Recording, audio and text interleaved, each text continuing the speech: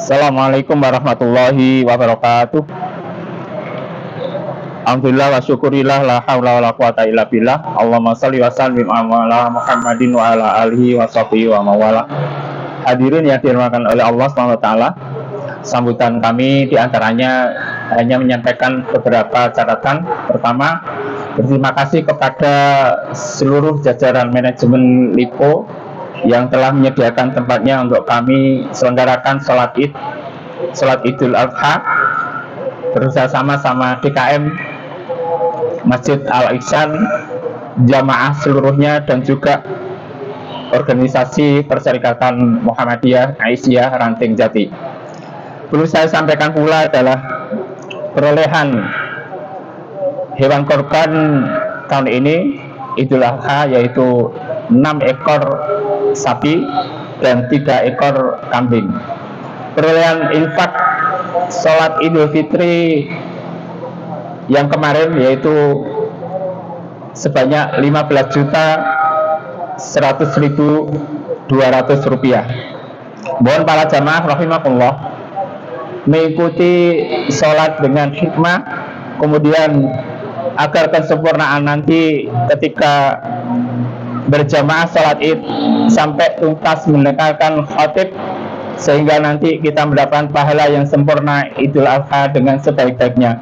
Mudah-mudahan kita termasuk hamba Allah yang bersyukur, dikelompokkan oleh Allah SWT sebagai hamba yang bersyukur dan menjadi hamba Allah yang meraih kebaikan dan menjadi hamba Allah yang husnul khatimah. Amin ya rabbal alamin. Aqulu qala hadza wa astaghfirullakum. Terima kasih atas perhatiannya. Assalamualaikum warahmatullahi wabarakatuh.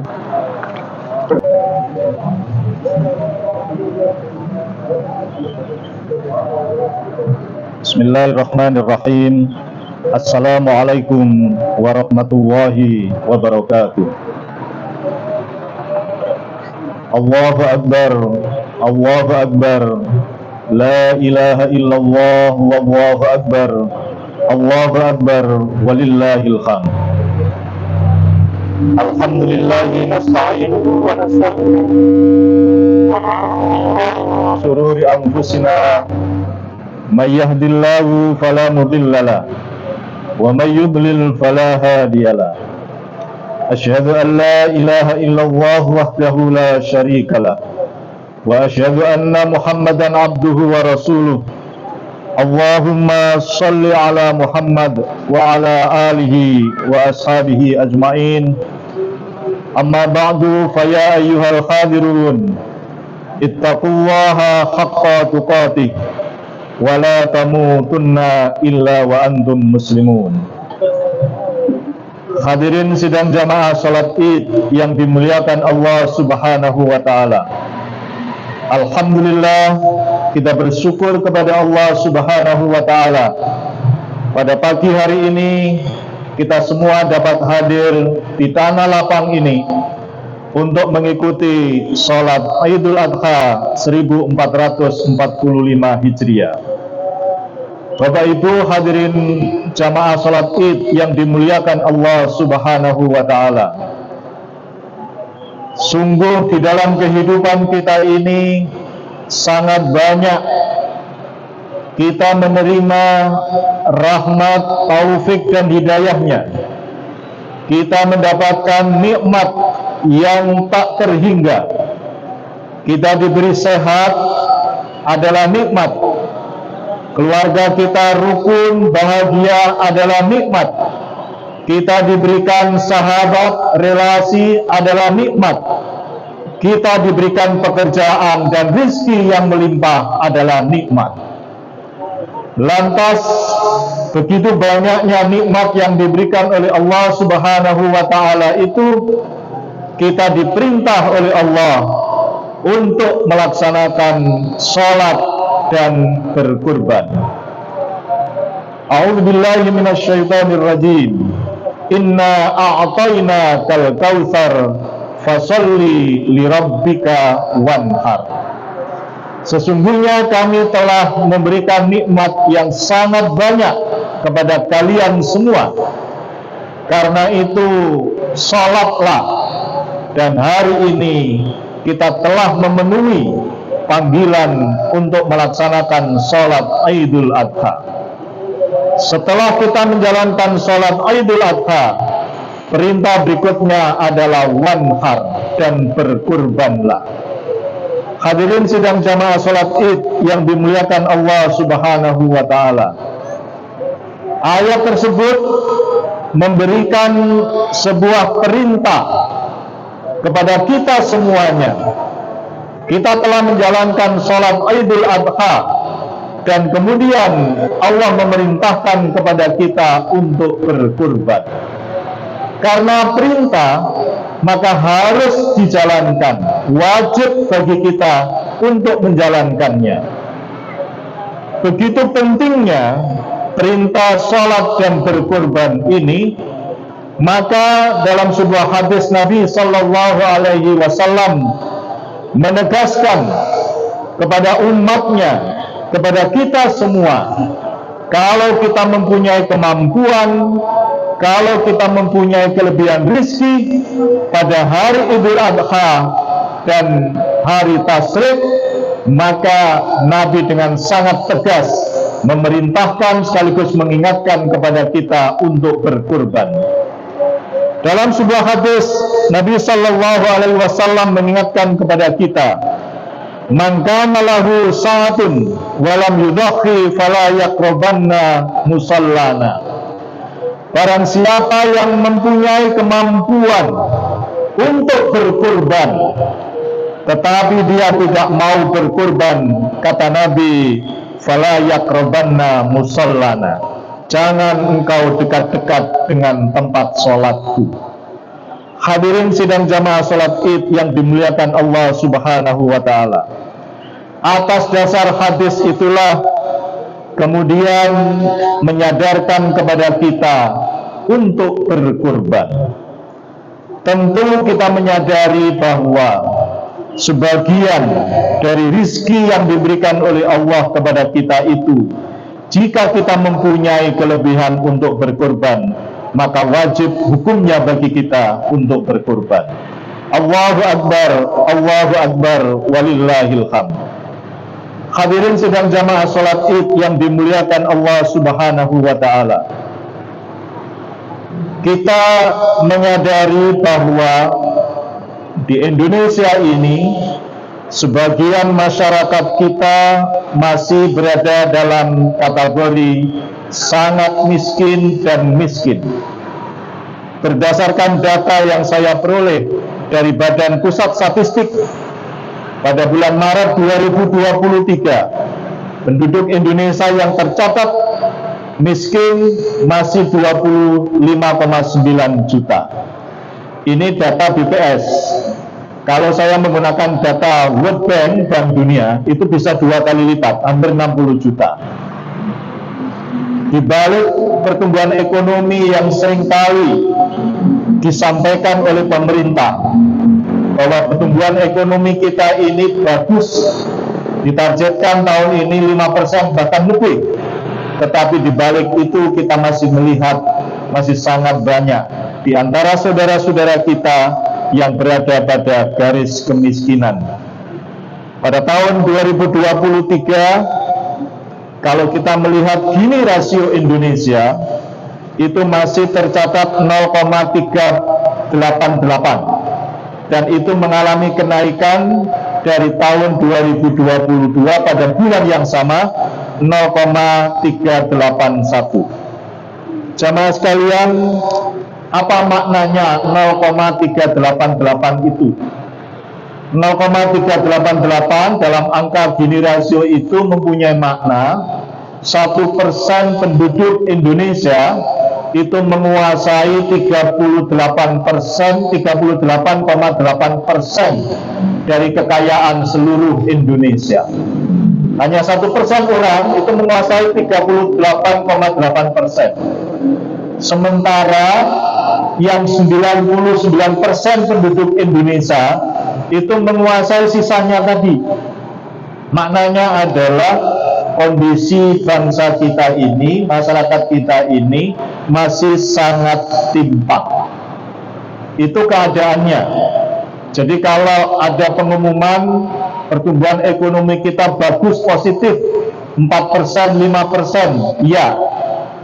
Tetapi ingat, pertumbuhan ini ternyata berputar-putar pada 1% penduduk Indonesia tadi, dan itu sebagian besar ada di Jakarta. Bahkan 3 tahun yang lalu dirilis 4 orang terkaya di Indonesia ini kekayaannya sama dengan 100 juta penduduk Indonesia. Hadirin sekalian, kondisi yang seperti itu tentu tidak baik, dan itu tidak sejalan dengan konstitusi kita yang menyatakan bahwa pada sila kelima, keadilan sosial bagi seluruh rakyat Indonesia.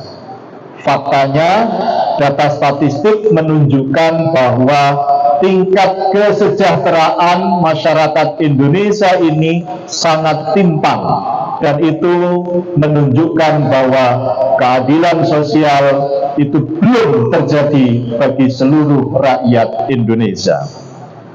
Nah, hadirin sekalian, menurut catatan Jaringan Pemantau Pendidikan Indonesia mengungkap bahwa anak-anak Indonesia yang tidak bisa sekolah itu mencapai lebih dari 3 juta yang tidak bisa sekolah.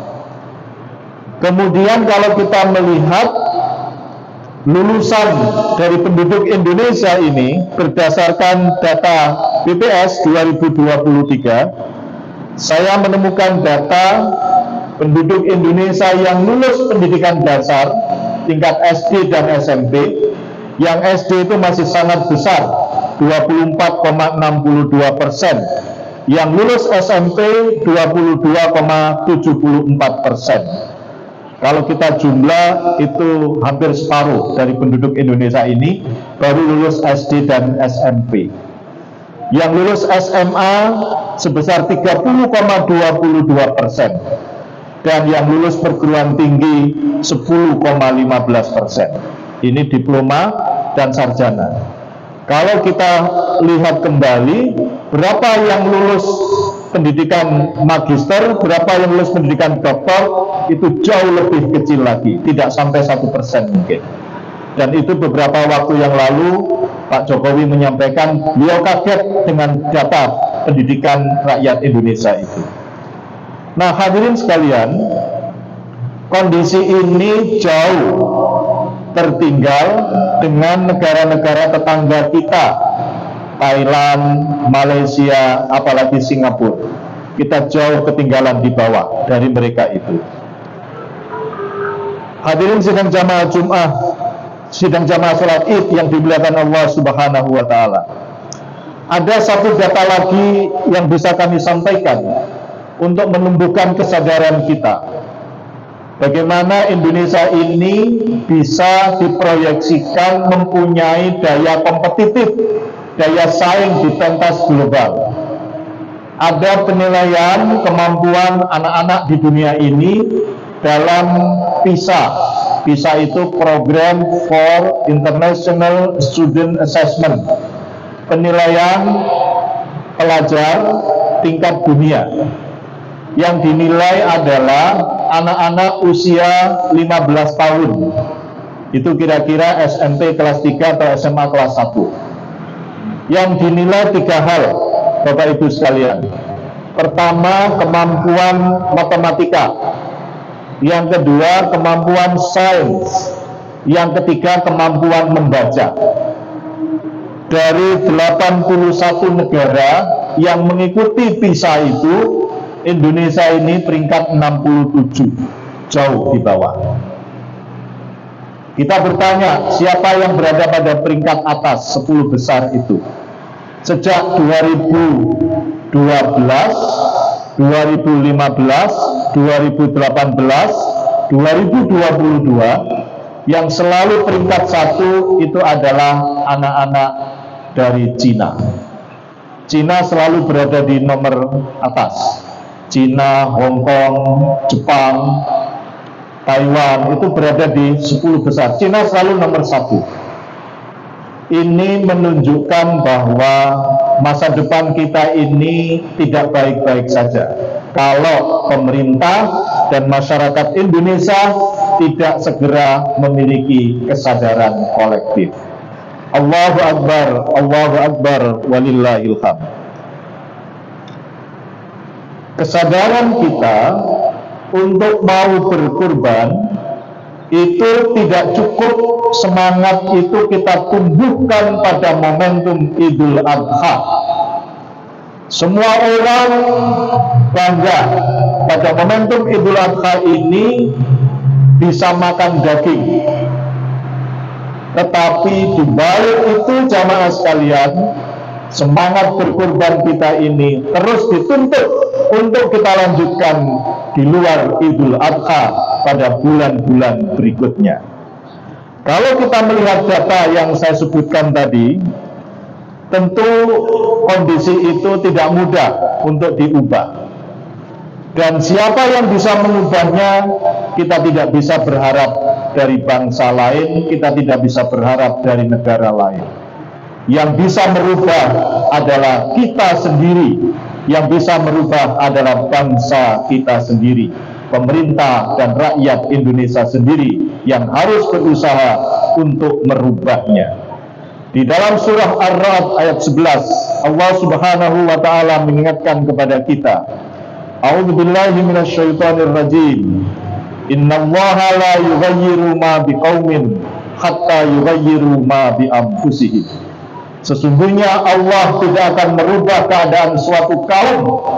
Sesungguhnya Allah tidak akan merubah keadaan Indonesia yang masih jauh tertinggal dengan bangsa-bangsa yang lain itu sebelum kita berusaha untuk merubahnya. Perubahan Indonesia menuju negara yang kuat, menuju negara yang maju, itu sangat tergantung kepada pemerintah dan rakyat Indonesia.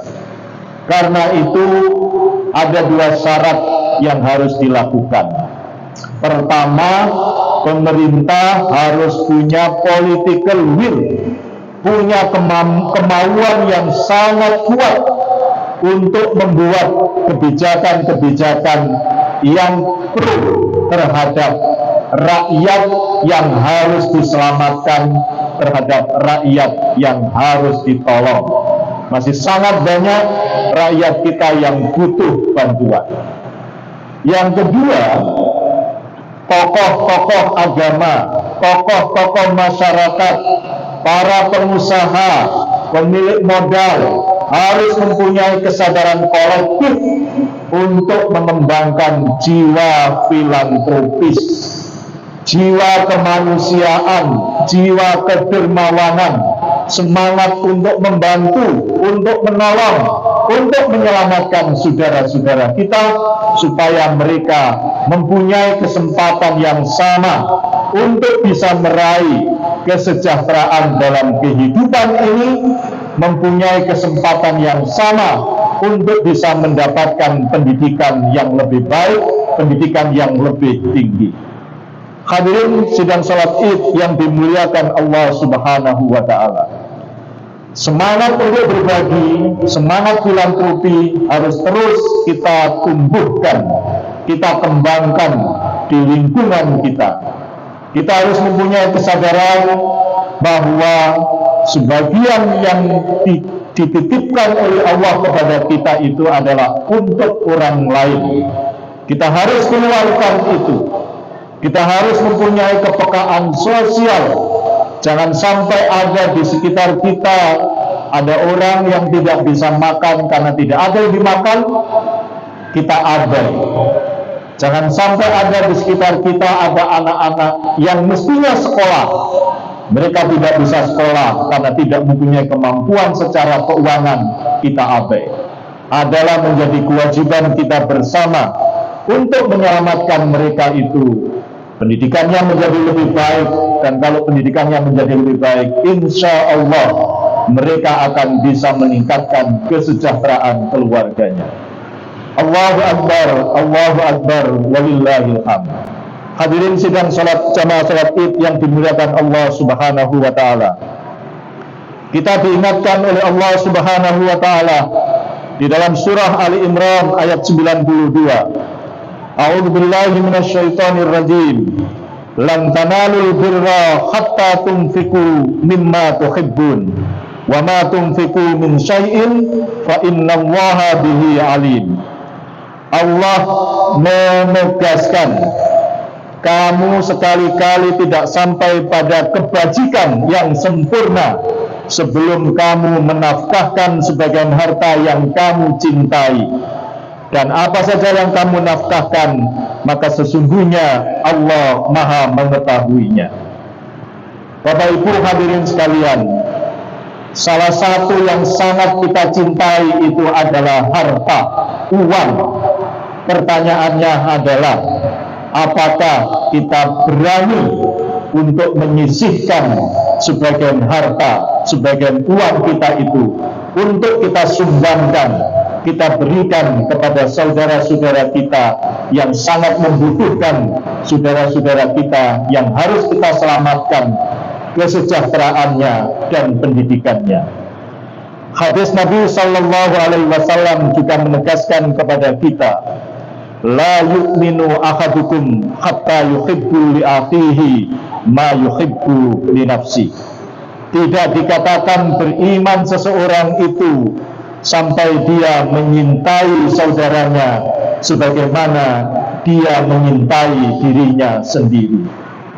Kalau kita cinta pada diri kita, maka kecintaan pada diri kita itu sama dengan kecintaan kita terhadap saudara-saudara kita, terhadap anggota keluarga kita, terhadap masyarakat di sekitar kita. Kalau kita lapar itu tidak enak, maka pastikan saudara-saudara kita juga tidak lapar. Kalau kita tidak mempunyai pendidikan itu merasa rendah, maka pastikan saudara-saudara kita juga memiliki kesempatan untuk mengenyam pendidikan yang lebih baik lagi. Di dalam hadis yang lain, Rasul Muhammad Sallallahu Alaihi Wasallam juga menegaskan, al-mu'minu lil mu'mini kal bunyan yasuddu ba'duhu ba'dan. Seorang mukmin satu dengan mukmin yang lainnya itu bagaikan sebuah bangunan, di mana sebagian yang satu dengan sebagian yang lain itu saling mengokohkan. Karena itu jamaah sekalian, kuatnya Indonesia ini kalau masyarakat yang satu dengan yang lainnya itu saling menguatkan. Dan bagaimana supaya kita ini mempunyai kekuatan? Allah Subhanahu wa Ta'ala menegaskan di surah As-Saff ayat 4. A'udzubillahi minasyaitonir rajim. Innallaha yuhibbul ladzina yuqatiluna fi sabilihi shaffan ka'annahum bunyanun marsus. Al-ayat. Sesungguhnya Allah sangat menyintai orang-orang yang berada pada barisan yang rapi, bagaikan bangunan yang sangat kokoh. Ayat itu menegaskan pentingnya bagi kita untuk melakukan 5K. Yang pertama, kita ini harus kompak. Tidak boleh terjadi perpecahan di antara sesama kaum muslim, sesama kaum mukmin ini. Harus kompak. Kekompakan yang kita wujudkan harus melahirkan kekuatan, kekokohan. Shaffan ka'annahum bunyanun marsus, bagaikan bangunan yang sangat kokoh. Pertanyaannya, bagaimana supaya kita ini bisa melahirkan kekuatan dan kekokohan itu? Maka saya menyebut K yang ketiga. Di antara kita satu dengan yang lainnya itu harus bisa memberikan kontribusi terbaiknya untuk menyelamatkan masyarakat kita ini. Dan yang keempat, ini yang berat. Semangat kita untuk berkontribusi itu tidak hanya sekali dua kali, tetapi kita bisa menjaga konsistensinya, istiqomah, terus-menerus memberikan bantuan, memberikan pertolongan kepada saudara-saudara kita yang harus ditolong dan yang harus diselamatkan. Dan K yang keempat adalah komitmen, tanggung jawab. Kita semua yang mempunyai kemampuan, mempunyai tanggung jawab untuk menyelamatkan saudara-saudara kita yang kurang kemampuannya. Allahu Akbar, walillahil hamd. Hadirin sidang jamaah salat Id yang dimuliakan Allah Subhanahu wa taala. Mudah-mudahan kita semua diberikan rizki yang melimpah oleh Allah Subhanahu wa taala, dan kita selalu ditumbuhkan kesadarannya untuk terus berbagi kepada saudara-saudara kita, sehingga pada saatnya kondisi bangsa kita ini akan mengalami peningkatan dan pengembangan secara kesejahteraan sosial ekonominya, sekaligus pendidikan anak-anak bangsa ini mengalami peningkatan, yang itu semua harapannya akan mengantarkan Indonesia ini menjadi bangsa yang kuat, menjadi bangsa yang maju, dan bangsa yang mempunyai daya saing di pentas global. Jamaah sekalian, demikian khutbah yang bisa kami sampaikan, mudah-mudahan bermanfaat. Mari kita akhiri khutbah Id pada pagi hari ini dengan memanjatkan doa kepada Allah Subhanahu wa taala.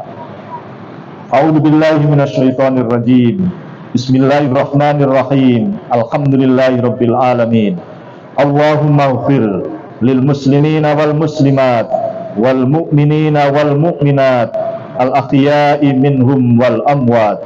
Allahumma arinal haqqa haqqa warzuqna ittiba'a wa arinal batila batila warzuqna ijtinaba. Rabbana la tuzigh qulubana ba'da idh hadaitana wa hab lana min ladunka rahmah innaka antal wahhab. Rabbana atina fid dunya hasanah wa fil akhirati hasanah wa qina adzabannar. Walhamdulillahi rabbil alamin. Wassalamualaikum warahmatullahi wabarakatuh.